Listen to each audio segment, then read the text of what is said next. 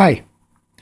The battery in this old fourth generation click wheel iPod is still decent, but I still wanted to get a bit of a longer runtime out of it. So what I did is I removed the well, first of all, I opened up the iPod, which you just need to shimmy, and it is held by these clips.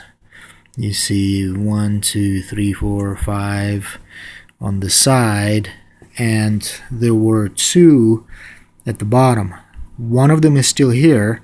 The other one I sacrificed to get some space for the jack where I will connect another battery. I have a humongous LiPo battery from an old tablet that was completely destroyed, and it's not super fresh, but it has quite a bit of life in it. You see, originally it was 4,000 milliampere hours, and the LiPo battery in here is 1,300 milliampere hours, so I would at least double the runtime, considering the age of the LiPo battery. And you see that my choice of a jack was a micro USB. I didn't have anything smaller, anything as small that I could install in here.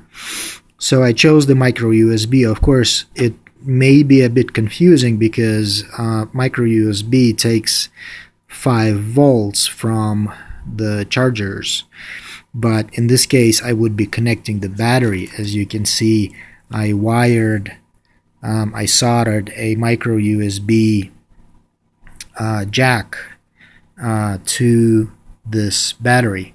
So that's what I'm going to connect and stuff it all into a shoulder, upper arm pouch together with the iPod, and stuff the battery, connect it to the iPod, and stuff the battery and the iPod into the pouch.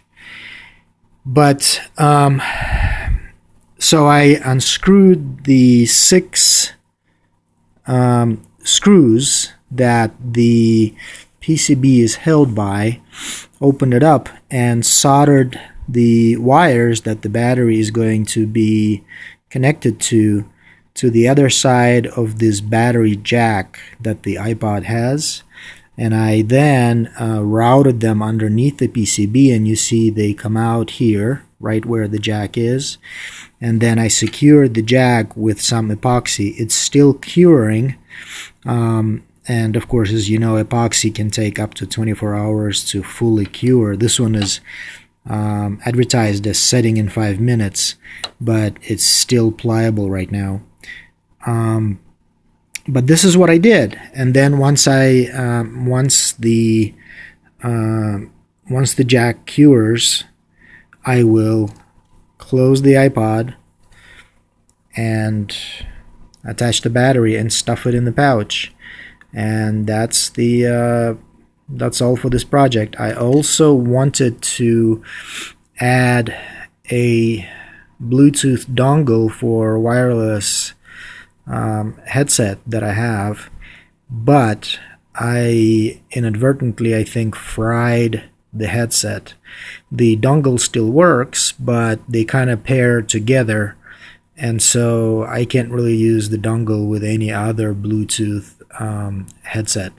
It only works automatically with the headset that it's intended for. It's a Logitech.